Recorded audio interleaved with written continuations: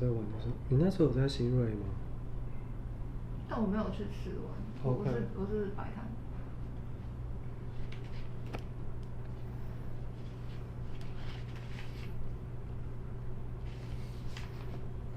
2045选择以台海战争作为背景，有3个原因。第一个是它现在正在发生，我们都知道采访的同时，那其实整个西太平洋地区以及台湾的外海并不平静。那第二的话是2045选择一个离现在20年后的一个背景，就是让海内外的玩家都可以感受到这种预言式的一个情境。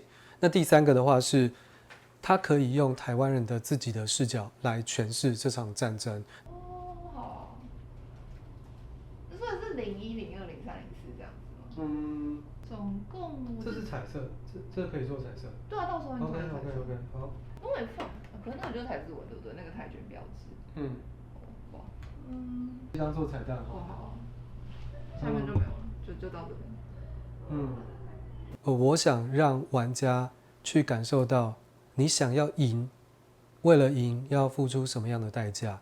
因为在游戏中有分成个人的胜利以及台湾的胜利，这2个是对玩家来说是有巨大的价值冲突的。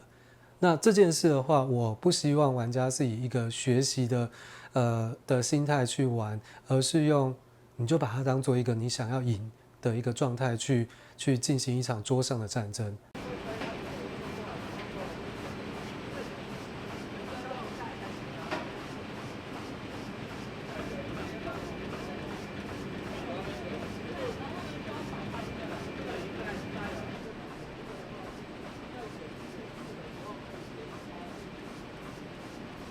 找节奏，3节会看起来，3节有个问题是它没办法一幕就是个基地5%就可以歼灭它的。我先有，这样。那你觉得要怎么样去呈现这个台湾？是把这些材料都拿掉？那我们预计的话，印的是2200份。那虽然我们集资的话是1000多份，可是未来的这些剩余的，我们也会在明年的台北国际书展，还有美国和欧洲的桌游的展会上，去做曝光和释出。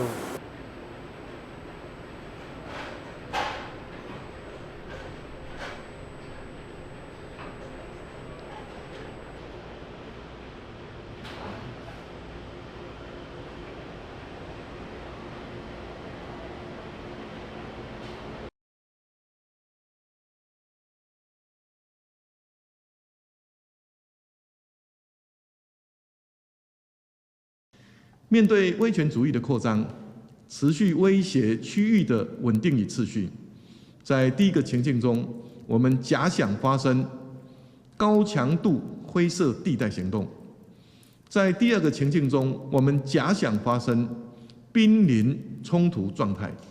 在这些推演中，维持国人的日常生活，确保社会的正常运作，是首要的核心目标。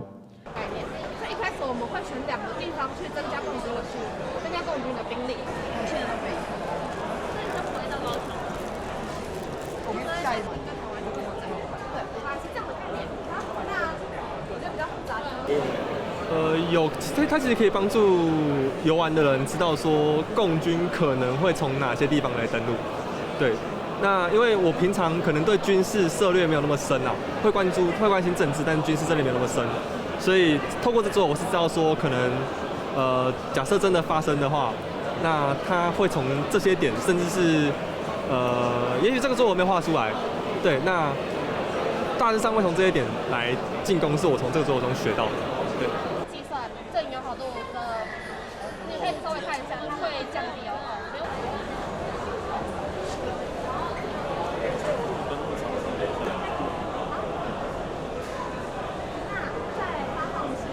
因为我们平常玩桌游基本上都是以开心为主嘛，但是如果它除了开心以外还能够有别的意义的话，对我们来说是更值得去买的游戏。比如说像是如果它里面的历史故事可以教会大家以往的一些知识，或者是可以让大家预想到说，如果我遇到这个情况的时候会怎么样子，它对于我们的一些小朋友来说是比较好的软性的教材。